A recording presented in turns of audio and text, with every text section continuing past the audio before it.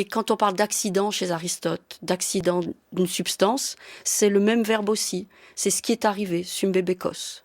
Toujours est-il qu'il y a des natures, propres, idia fusis, et il y a une pensée de l'individu qui est caractérisée par une qualité propre, ce qui est signifié par un nom en grammaire, mais il faut se tenir dans la nature commune et cette métaphore de l'encastrement, elle va là. C'est-à-dire qu'il faut qu'il y ait une harmonie entre les natures propres et les natures communes. Alors les politiques peuvent bien y aller. Alors évidemment, ça pose le problème de la séduction de Marc Aurèle aujourd'hui qui existe, et sans doute le fait que c'était un homme de pouvoir est-il quelque chose de présent dans la séduction? Et c'est peut-être aussi le point d'un contresens, puisque vous venez tous les deux de m'expliquer qu'il y a aussi une pensée de l'impouvoir, du fait du non-pouvoir chez Marc Aurèle.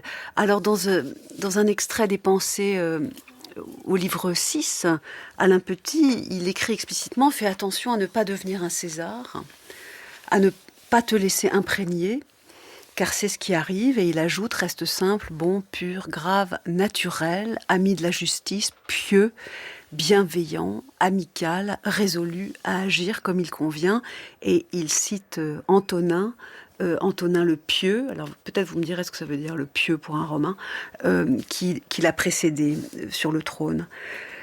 Ça, c'est la vraie leçon que les politiques et les gens qui réfléchissent en politique devraient chercher chez Marc Aurèle. Oui, c'est peut-être pas celle qui voudrait en retirer, parce qu'en fait, Marc Aurèle, déjà dans sa vie, on sait qu'il n'avait pas une forte envie de devenir empereur. Il a été fortement incité par Adrien, puis par Antonin à le devenir pour être leur successeur adoptif. Mais enfin, son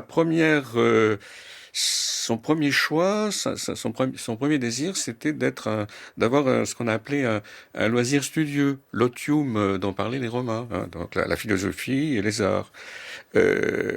Donc devenant empereur, il devait trouver dans la philosophie des ressources, mais aussi dans la religion, des ressources pour limiter le pouvoir qu'il ne voulait pas exercer comme un tyran. Je me suis demandé ce que voulait dire le verbe grec, c'est se césariser.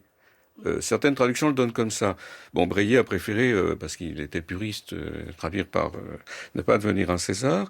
Ça veut dire ne pas devenir un tyran. Je pense que ce César-là, c'est pas le titre de César.